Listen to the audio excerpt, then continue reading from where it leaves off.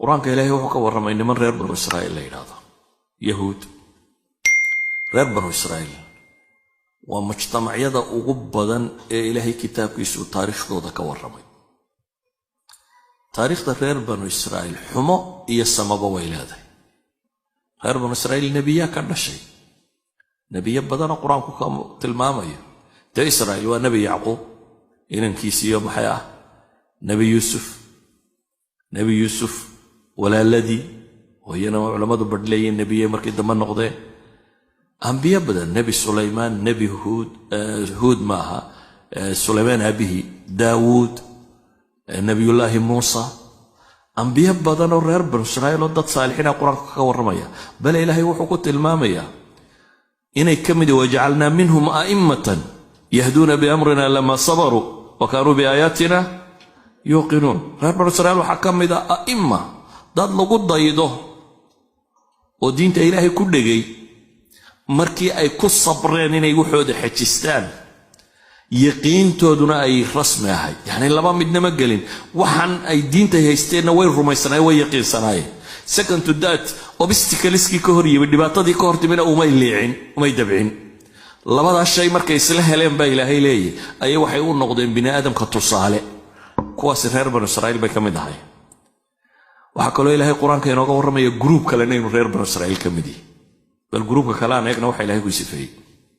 marka ilaahay wuxuu yiri waqata'nahum fil ardi umama reer banu Israa'iil waa googoynay ba ilaahay dhulka lagu faafiyay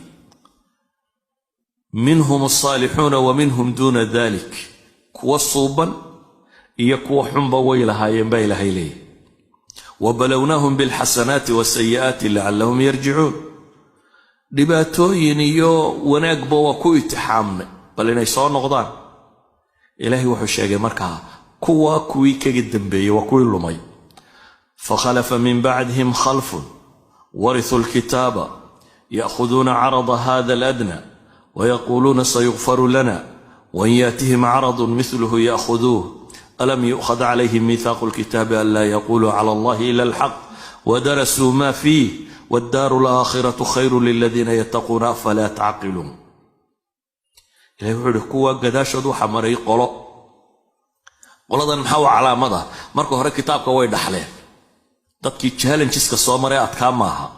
waa dad dhaxlay waa sideenoo kale inagu islaamnimana uma inaan dhiman cidna meel kama inaan xoreysan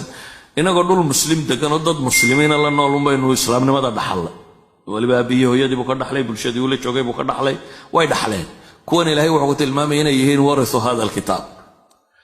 asalkana waxa la yaqaan qofka bini aadamka ah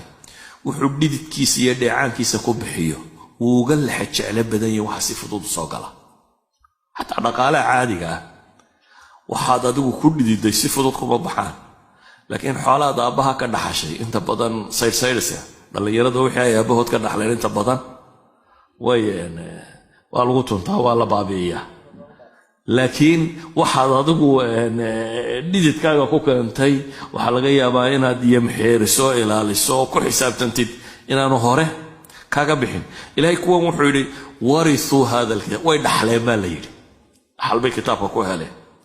maxaa caada waa markaa ya'khuduna 'arada hada aladna wa yaquluna sayughfaru lana wa yati ma'radun mithlu ya'khudhu waa iska dambaabaya waxay doonaan bay sameeyaan marka la dhawr waseen waxa oran insha Allah ilaahay baa noo dambi dhaafi طبعا ilaahay dambiga ugu dhaafa laakiin haddana haday mashkiladu timaadaba ilaahay leeyahay marka la iska qaadanaya marka amalka war ilaahay baa ghafuurur rahiim ilaahay baa inoo dhaafiyo iska walaaqda ayay ku wadaan waa ma xika soo horbaxay islaamnimo waa khilaafayaan